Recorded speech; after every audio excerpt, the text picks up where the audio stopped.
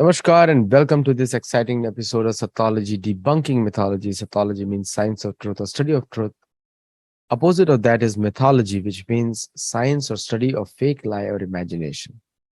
The word mythology was coined against the Vedic Shastra, against the Vedas, clearly because it was used first time using a Sanskrit word for the Indian colony by the British.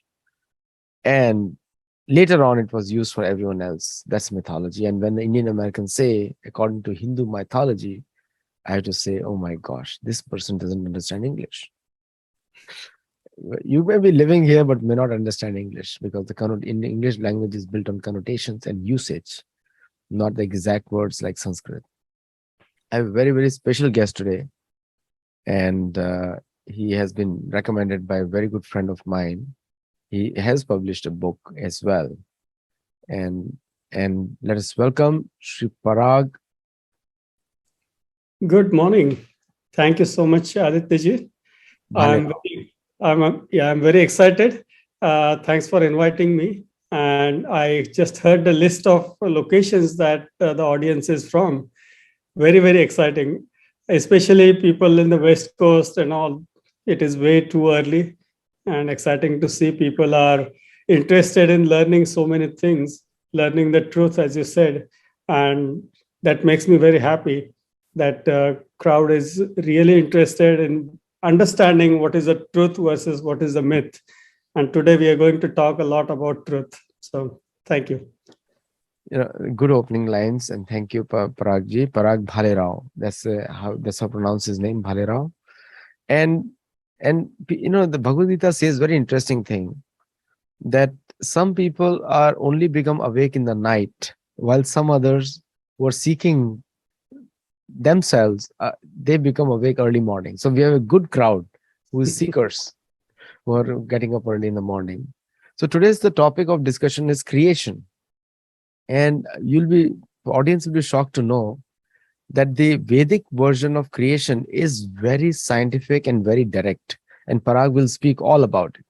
So Parag, before we start off, because the creation is an essential element in understanding the yourself and your relationship, the world around you, isn't it? Correct. That is so true. Because we perceive everything because we are created, and we perceive everything that is created. Or more accurate word, Aditya is manifested. Right? We in Vedic literature we don't call it created because we believe that it was there already. It just manifested in the form that we can perceive or we can see or visualize or so on. You make a great point because that's absolutely right. So instead of creation, we should call it manifestation It is because it is visible and then become invisible. It's visible, but it's always there. correct. And you use the word belief, and I'll pick you on that one Sure. because the belief-based systems, they are they scientific or not?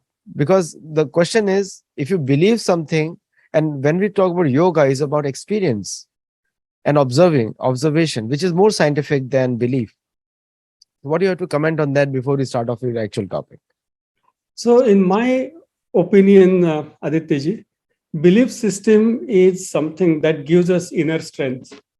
I believe in something, so it gives me strength to understand it, further study it, further explore it, and then uncover the truth or science, or maybe it is a myth, and then my belief will get shaken and I will stop believing in it. But before I can study something, I need to have that belief that something exists which is worth exploring or studying or finding or believing in. Yeah, great point. So the when we talk about the creation or manifestation, you corrected me there. So in our experience, like because you know Mahabharata talks about it, Bhagavad Puran talks about it, Vishnu Puran talks about it. Every single Vedic Puran talk about it, and it is also covered in Veda also, Yajur Veda or other Veda also is covered. So why Now, Parikshit Maharaj, when he's about to die, the whole creation is explained three times by different people. Shukdev Goswami is coming in the third canto, second canto, then eighth canto, ninth canto, 11th canto, quoting multiple versions of the same thing. Why it is so much emphasized in all the Vedic Shastra? So there are multiple reasons. One is it is pure knowledge, and we need to know. Like we teach our kids history and science and few basic facts, right? And some of the things are facts. There is no need to teach. If you say sunlight is white, right? What is there to teach? But it is covered in all the education and all the schools and everything. So one aspect is in the similar way that it is a pure science. We want to remember it, we want to understand it, so it is repeated multiple times. And interestingly, Adityaji, today we are going to focus mostly about Purusha Sukta, which describes the sequence of creation or manifestation. And that sukta, if you are aware, it is chanted in every household very frequently. If you look at any major puja, any major ritual, during those rituals, even Purusha Sukta is chanted. Why is it chanted? Because again, it is a science. We need to understand, and that science, that knowledge needs to continue. If we don't chant it or don't repeat it, don't memorize it, don't reinforce it, then eventually the knowledge gets lost. And to avoid that, this is key aspect of creation of our existence, and that is why it is emphasized through various rituals and various chantings and daily practices. Purusha Shukta prayers, we can continue this, we can make it a series on this one because it is very much needed. People need to understand the mantra which a Pandit says. Most of the Pandits understand because that's why they're repeating it for so many years. And from Vitark comes Vichar. So they actually understand what Vichar they're going to develop.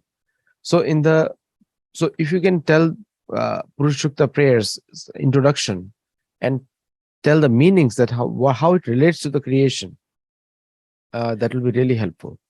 Sure, I'll just take a step back if you don't mind. Yeah.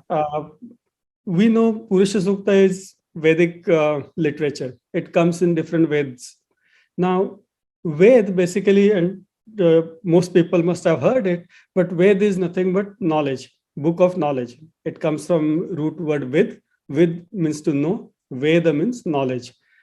So, people who understand the Ved, again, what happens is I have seen many videos on YouTube about Purusha Sukta. I have read multiple books on Purusha Sukta. They all say that Purusha Sukta talks about creation or manifestation. And we will use those words loosely or interchangeably. I use word creation because it is more relatable, more easy to understand. But coming back, so they all agree that Purusha Sukta talks about creation. But none of the explanation that they give clearly explains how it relates to creation. People have different misunderstandings. Many people think that Purusha Sukta is used in rituals, so it is maybe praising some god or some ritualistic aspect is there, which may or may not be true. But what I have focused is what is that knowledge part, what is that with part in Purusha Sukta. And that is how I started to understand it, started analyzing it. Other thing that happens is many Sanskrit words, they have multiple meanings.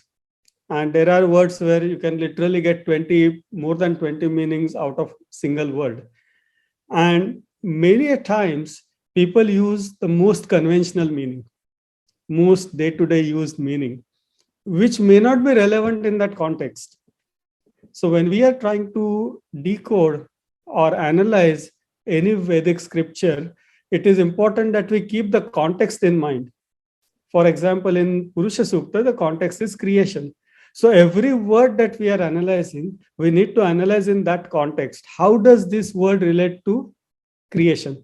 And then understand different meanings and pick the meaning which is relevant to that context, and then do our further study. And many times that aspect is missed, and then people try to interpret it as a religious text or some prayer or worship aspects in it. And that's fine, it's their interpretation. But I tried to keep it very, very scientific, focused around creation aspect. So, the Purusha in Sanskrit is explained to be Vishnu generally, because he is the one which is not in control of anyone. Am I right in saying that? Yes, see, there are, again, within our culture, there are different belief systems or faiths or samaj or whatever you call it, right? So there is Shaiva, there is Vaishnav, there is Shakta, there is, so many Ganpatya Samaj. So different Samaj believe that the God that they are praying to is the supreme creator. And that is fine, because it is just same energy, same power, same entity. Different people are believing in different forms of it, and which is absolutely fine, and it is intended also. That is how it should be. Different people have freedom to understand in different perspectives, interpret in different perspectives, and so on. But the important part there is the word Purusha itself. What does Purusha mean, right? And that itself is very, very important. And Adityaji, if you see again any explanation of the word Purusha, they break it as Pura and Sha. And most commonly, people make a mistake of understanding that word Sha. Pura, they all understand, they all interpret that Pura means, a town or a city, or in different contexts, it can be human body, or in this context of creation, it is the entire universe. But Sha, there are two Shas in Sanskrit. One is Sha that is used in Shiva or Shankar, and other Sha is used in Krishna, right? And we all know those are two different Shas. Many people analyze word Purusha as Puri Shete or Puri Shayanath. And that Puri Shayanath Sha or Shete Sha is Sha that is used in Shiva. That is not the Sha used in Purusha. Right? And based on that, they say that one who sleeps in the entire universe. Now, then I started thinking, if somebody sleeps in the universe, he cannot be active. He cannot activate the universe. He cannot energize the universe. And then I realized that the Sha they are using is wrong Sha. It is Sha from Krishna, and there it relates to Usha. Usha is the traditional meaning is the dawn or early morning time, right? Which is time for you guys right now, right? So what happens at Usha or Ushakar? The sun rises, we start receiving energy. The entire universe, or in that context, the entire city, entire place starts to get energized. And if you take that Usha Sha, then it comes as Pura Ushayati, the energy that energizes the entire world. That is Purusha. Again, Purusha here has nothing to do with male or masculine gender or merge or traditional meaning that we take. It has nothing to do with that. It has no gender associated with it. It has no human form associated with it. Okay, it is just a description or characteristics of an entity.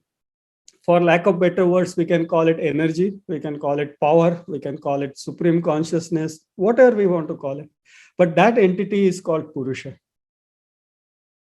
Does that make sense, Yeah. Aditya? Yeah. So when we talk about Purusha Sukta prayers, what is the purpose of them? Why do we say it? So Purusha Sukta, again, as I said, it describes the creation of entire universe, right from the beginning till pretty much today, in the form it exists that we can perceive today. And it is for maintaining that knowledge, understanding that knowledge, and continuing that knowledge, so people know how we came about. And then, of course, it gives opportunity for people to do further research, further understanding, and so on and so forth. It is like, when you start, let's say you go for a event in a college, they always start with who was the founder of that college and why he founded that college, what are the founding principles, and so on. It is to reiterate the importance of the whole purpose of existence of that entity, right? Same thing is here. So, what are the common Purusha Sukta mantra that you can say, like maybe the first mantra or whatever it is? You can say it, and then let us see if we can give an example to people what the Pandits say, what the Brahmanas say.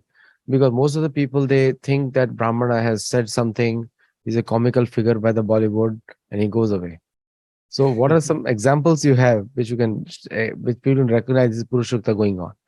Sure, sure, sure. So let's actually the very first mantra itself will start with, but that point that you brought up is very very important, and I sometimes laugh at it because most people think that I have some ritual. A pandit will come, he will do his stuff, he will do his rituals, and he will go. I can happily go and eat my food. That's as much as we know. Most people, that's their interest, right? But that is obviously not right, or that is not the case. So Purusha Sukta, it starts with Sahasra Shirsha Purushaha Sahasraksha Sahasrapad Sa Bhumim Vishwato Vrutva Atyatishthad Dashangulam. And we'll take these words. What it says is Sahasra Shirsha Purushaha, the Purusha, the being with 1,000 heads, then 1,000 eyes, and then with 1,000 legs. Now, when I studied this, I started questioning myself, if they are describing somebody in human form, why are they talking only about head, eyes, and legs? Why are they not talking about ears and mouth and chest and arms and so many body parts? Or why are they not talking about the entire body itself? Right.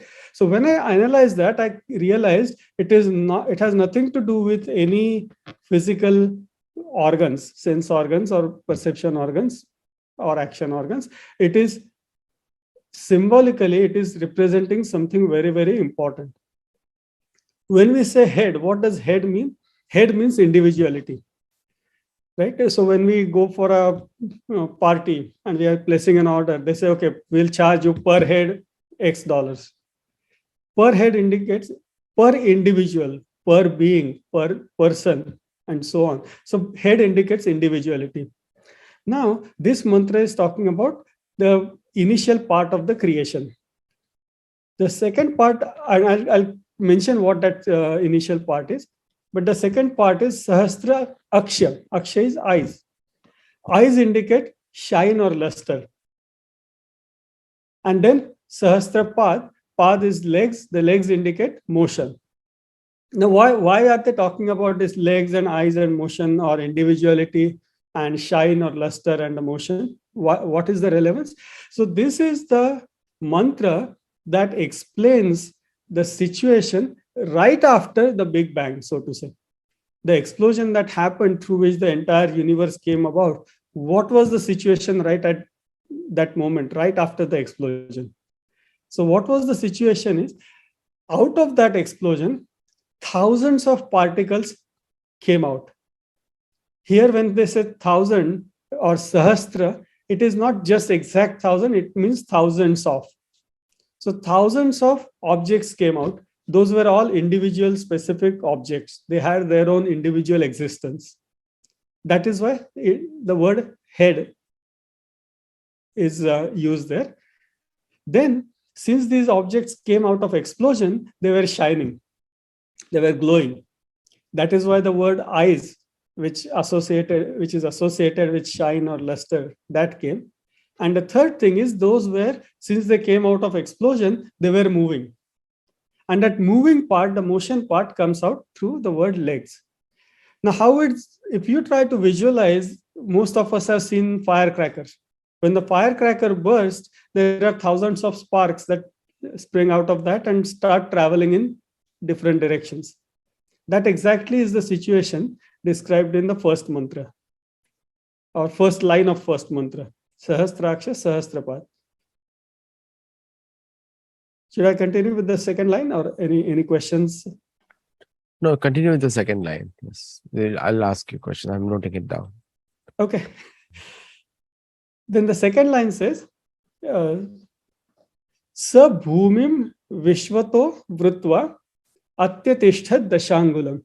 So what it says is, that being, that Purusha, It covers the entire universe and extends beyond that universe by 10 inches.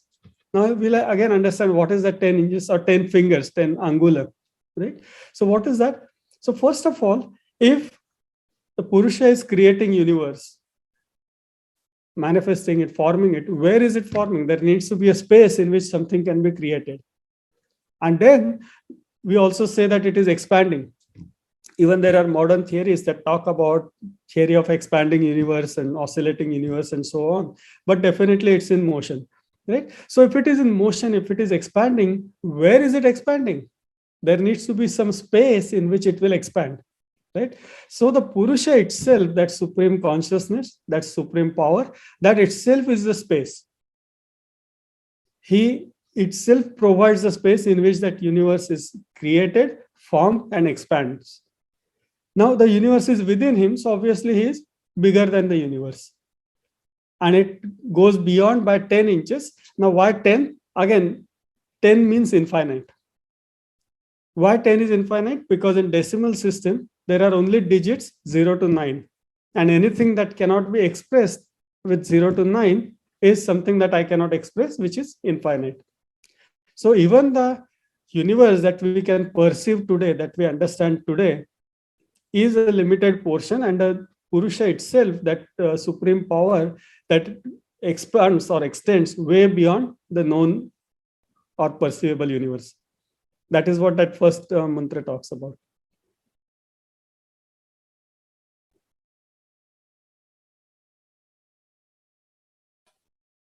No, the same shlokas are recited by Brahma also in the Brahma Samhita also, exactly the same. Sahasrachita. And then he describes that in worshipping Govinda. And then he starts the Ishvara Parama Krishna Sachidananda Vigraha. He starts that. Now, Okay. in the very exciting, I was, as you were speaking, and I was looking at Bhagavad Puran, and in that the word Purusha comes in. Striyo vratestva Rishikeshwaram Sato Haradya Loke Patimasha Sates Anyam Tasam Nate Ve Paripadante Patyam Priyam Dhanayushim Yatostruant Swatantrata. Now, here she mentions very clearly Lakshmi ji when she's worshipping. She says, and before that it is mentioned is Om Hram Hrim Hrum Om Namo Bhagavate Rishikeshaya. Like she mentions that it's in the fifth skand of Bhagavad Puran, 18th chapter. People can reference it also. So there she mentions a very unique definition of Purusha. Purusha means someone who is not maintained by anyone else. He's independent, Swatantra. Like, so, and she says she's talking to the residents of Jambu Dweep, which is us on the earth and primarily Asia. She's telling, and then she says that since he is not maintained by anyone, I am only responsible for him, not for anyone else. And therefore I stay with him. So again, an explanation.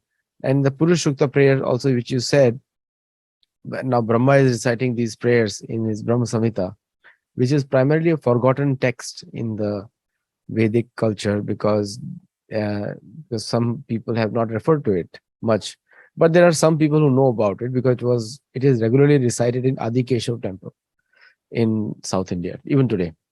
Right. So when they refers to this, now the Purusha, now again, I don't believe in Vaishnavism, Shaivism, and Shaktaism because all paths lead to Brahma. Well, Krishna tells Uddhava, Brahmeti, Paramatmeti, Bhagwan, iti Shabdite. That all these three aspects refer to me, he says to Uddhava. Yeah. Now that is a higher topic there, Uddhav Gita. People can read it. It's in the 11th skand of Bhagavad Puran. You can get it from there. And so when we see that very clear, so the why I don't believe in Vaishnavism, Shaivism, and Shaktaism, whatever they call it, because these are the European way of understanding Veda. But if you're part of Sanatan Dharma, everyone is important. All devtas are important. Vishnu is Aradhya Paramam. Vishnu is Aradhya for everyone. The moment you say Om, that means Vishnu you have already added in every mantra. And then it becomes a mantra. Shloka becomes a mantra over there. And so and also the invocations, Klim, Am, Om. Shrim, Hrum, Ram. These are all the invocation mantra for Vishnu. So I'm saying it is in Sanatan Dharma, everyone is equal because the path is through any path. You can go through your, you can go to your Kula Devta, and you can still attain moksha because the path is still the one. You need a teacher. So, how does the Purusha Sukta prayer connect with the Guru? So again, as you rightly said, in Purusha Sukta, again, it is believed that the Purusha itself is the supreme being. And there is the overall description about how that supreme being created or manifested universe. So, based on my analysis so far, there is no mention that you should go through Guru and acquire right knowledge. Of course, that is what our culture, our traditions talk about, that to acquire right knowledge, you need to have Guru. And if you relate it back to what I initially stated, the reason for having right Guru is so we can understand right meanings. Otherwise, we just try to understand the traditional meaning, conventional meaning, and try to interpret it in different way or ritualistic way alone. And if we have right Guru, he can pass on the right knowledge, what these mantras or different texts really mean and why they are important. And for that aspect, I believe Guru or having Guru is relevant or important.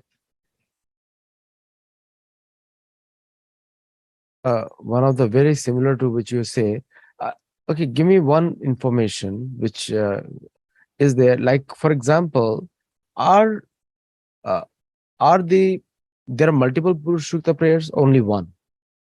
So Purusha Sukta appears in every Ved, all four Veds, and there are minor variations in different Veds. Correct. The core and the concept is same. Correct. Correct. Because that's what I was thinking. Because the the the meaning is more important. Like a Sahasra Patra Kamalam Gokulakyam Mahatpadam Tat Karnikaram Tad Dhama Tad Anantam Cha Sambhavam, which is very similar to which you just said, but slight variation right here. Right. So you refer to some a Vedic text, and here I'm referring to the Brahma's text. Right. But slight variation is there, but the many words are also the same. Exactly. Exactly. And then it is talking about a Golok or the information about the spiritual world. And then the next one also begins there. Mat prapte jeshusha sura daraya swatamte ugram tapa indriya yedipa. So slightly different, maybe there. So there can be multiple Purusha prayers. Like whenever the Vishnu comes down, the Devatas recite Purusha prayer. Everywhere in Mahabharata is there. Wherever the Vishnu appears, the Purusha prayers happen. When Sri Ram appears in front of Hanuman, Hanuman repeats Purusha prayers in the first time when they meet also. Again, he refers to it. Are the Purusha prayers also said for Devatas also or no? Yes. So again, it is that becomes part of a ritualistic aspect because different people believe in different devatas. And as you rightly said, as long as we understand that that is just part of my belief system, that is not created to divide the society, that I am Shaiva, you are Vaishnava, you are Shakta, you are Ganpati, and so on and so forth. As long as we understand that, it is okay. I want to reach a destination. I feel comfortable going by car. You might feel comfortable taking a train. Somebody might prefer taking some other means. That as long as I don't say that car is the only vehicle and that is the right vehicle, and anybody uses any other vehicle is not intelligent. If I'm not saying that, then it is perfectly fine. But over a period of time, what happened is these different samaj, they started believing supremacy of their own path alone, and the other paths they started thinking are inferior, and that is where the problem comes. And you very rightly said, as long as we understand our final goal is same, that Parama Purusha, Parama Parameshwar, supreme consciousness, as long as we understand that that is the ultimate goal, how we perceive it, how we visualize it, that entirely up to individual. True, because the Sanatan Dharma, the beauty of the Veda, like you said, a book of knowledge, is the only book of knowledge. Just everyone is a book of information. So there's a difference right there. So And I'll anyway, try to just catch on one word totally out of context. You talked about Hanuman. right? And the reason I'm going to mention this is again because how we misinterpret something, how we promote misinterpretations, and how it becomes a target for criticism against our faith or belief system. We all believe, we all promote, we all talk about Hanuman being a monkey, and especially being in different country away from India, uh, especially young kids, they get very criticized. Why do you pray monkeys? Why do you pray elephants? Why? And so many whys. And they don't have answer. Kids don't have answer because we don't have answers, and we don't teach them right things. And we believe that Hanuman was monkey. Now, if Hanuman was monkey, again, it came through me challenging myself. How can he recite? How can a monkey recite Purusha Sukta? Or uh, Ram clearly says the person who is only the person who has studied all the Veds, who has supreme knowledge, who has all the siddhis, can talk like this. First of all, how can monkeys talk? Second of all, how can monkeys study Ved? And if we go through different descriptions in Valmiki Ramayana, we will clearly understand that Hanuman was not a monkey, right? He was a human being. But we don't make an effort to understand the truth. And again, in my opinion, Hanuman was monkey is a myth, and we keep on promoting that myth. Well, I will counter you over there because one of my book is The Global Footprint of Ramayana, and I have dwelt upon this issue in detail over there, connecting Oh, different awesome. shastra. So it's very famous in India, Global Footprint of Ramayana, and in US it's called One Arrow, One Kill. It's one of the Okay. best sellers we have. And in that, I've quoted Brahma because Brahma gave the Vardhan to all the Vanara. So before Ram came, so whenever Vishnu comes, all the Devtas come down. All the Devtas take form, appear in the different families. It's like a Brahma arranges them. So before Ram came down, he ordered all the Devta to produce children in Vanara species, rich species, Jambavan, because Brahma can do some things which ordinary human being cannot do. So if we start thinking from the European point of view, then we start questioning how is it possible? Europeans have still not discovered themselves till now because Yeah. they got their spiritual jibe or spiritual vaccination in 16th century, and still now they're figuring out who they are, and they between them they've created so many wars also because they're too much individualistic. But anyway, coming to the if uh, you have to answer all these answers are in Valmiki Ramayana, that Brahma specifically asked devtas to produce children in the womb of Vanara who will be all versed in the Veda, who will be all able to change their forms. Like Hanuman was if you look at the Ashok Vatika incident, he was a small Vanara in the tree. He came into it's mentioned that he came in original form of a small Vanara with a red face, Rhesus, uh, Vanara.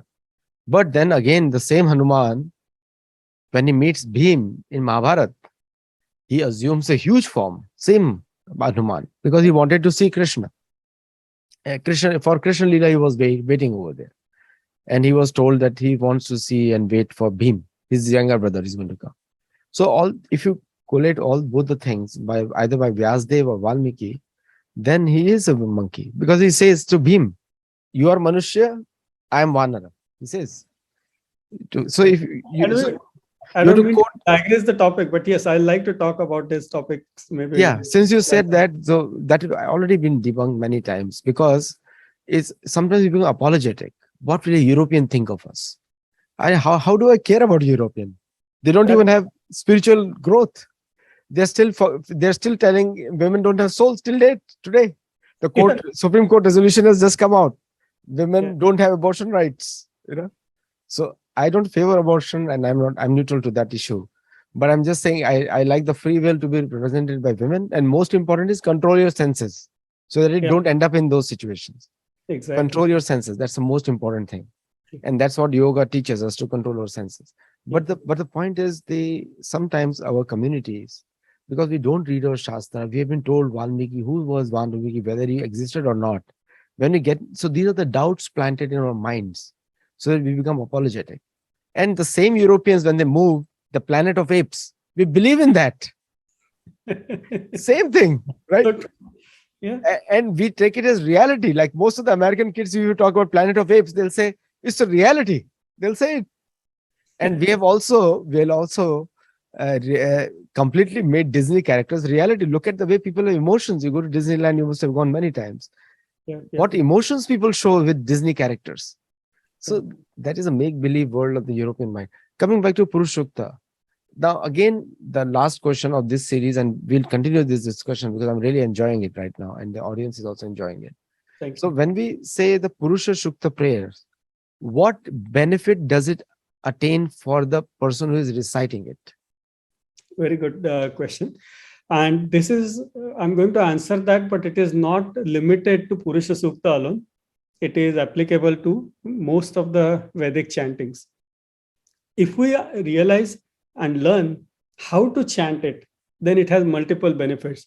One is, of course, you can say a psychological benefit. People feel that, okay, I'm chanting, I'm doing some rituals, so I'm safe, I'm protected, all those things. That is fine. That is great. But secondly, if we chant those the way they're supposed to be chanted, then it has a lot of medical kind of benefits also. It gives you right breathing exercise. The vibrations it creates in your body are beneficial to your body. And then, of course, the last aspect, as I said, it is knowledge that we can sustain and continue and pass on. So, in my belief, in my understanding, those are three aspects of reciting many ritualistic or Vedic scriptures or suktas. So, in the suktas, when we say sukta, some people may not understand the meaning of sukta also. What is a sukta meaning actually? Okay, so sukta, again, this word comes from two, if you break it, two parts, su and ukta. Su means well, and ukta is said. So it basically says it's well said. And well said does not mean, when somebody sings a good song, we say, wow, or somebody gives a very catchy statement, we say, well said. It's not in that shallow context, well said. Well said means it's really deep, meaningful, valuable information which is articulated or documented in that set of mantras, and that is why it is called sukta. I really like the short answers you keep to the point, and that comes from a professional background also, because you have to be very concise and precise. Thank I you. like that, because most of the people, if you ask when they go to a pravachan and they ask a question, then the answer goes for 3 hours, and then people miss out the main point, and and I appreciate them.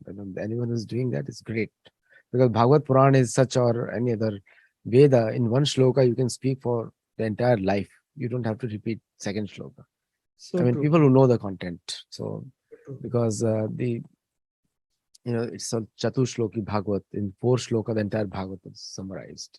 Right. So anyway, so coming to the last question of this series, and then we'll wrap up this show, is that the the Purusha Shukta is an integral part of any Pancharatrika. You know, you know, I Pancharatrika means the methodology set up by Narad Muni. But you will see Purusha Shukta is the daily morning prayers in any of the four dham. Whether I was in Ranganath recently, and I saw the pujari recited in front of me. He didn't know that I know it, so I was just listening very attentively. And Ranganath was in front of Ranganath. In Jagannath Puri, in front of Jagannath Ji, it happens. In Dwarka, it happens. In Badrinath, it happens. And in Kedarnath also it happens. Same prayers everywhere, common. It's like whether you are in, people divide them into Dravida. There are many pujaris who are from Dravida background. Dalit, you call them. They're from Dalit background, but they are qualified. So Yeah. even they recite Purushokta prayers in front of Jagannath. It's allowed over there. So uh, how do you see this as Purusha Shukta is like when the Western world says power of prayers, and when their prayers are so basic, I look at them and I say, hey, there is nothing in the prayer. There's no creation, there is no sustenance, there is no destruction, nothing is there. And the prayers are like, I hold my hands and I close my eyes. Whatever comes to my mind is a prayer.